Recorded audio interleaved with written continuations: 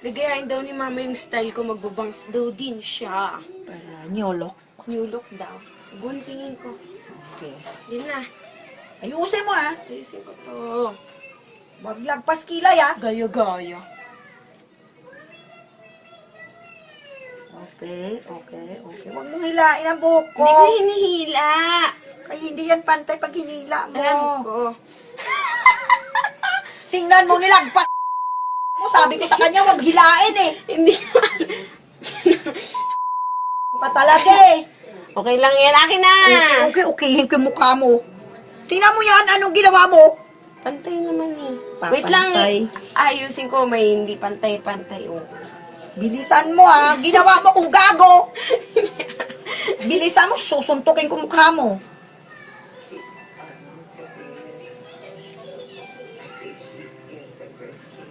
Nilagpas pa sa kilay ko na. Tingnan mo, mukhang bao. Bilisan! No. Kasi, Ngayon, inano yan naman. uy, hindi pantay. Oh, pinantay. Bilisan mo. Uy. Pinantay ko lang eh. Pag ako na putol yan, hindi maganda. Oh, pantay. Papantayin ko Tapos yung mukha mo. gantuhin mo, Tapos oh. ginawa mo yung ano. Wait lang. Huwag mo nang anuhin, ang bangs ko na lang pakialaman mo. Wait lang. Hindi ko nga ano eh. Mobil. Ako na bahala doon, susuntukin kita dyan eh. Okay. Okay. Tignan mo kasi. Oh, okay na yan. Tingnan mo naman yan, anong ginawa niya. Pantay yan. Grabe ka naman. Pistik ka. Tingnan yan ang kinuha mo. Dapat hanggang dito lang oh. Tanga-tanga kung naggagupit. Ilagay mo yan sa kanal. Ilagay mo yan sa kanal doon oh.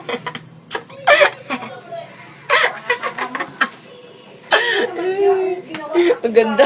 Ang ganda ng buhok ni mama.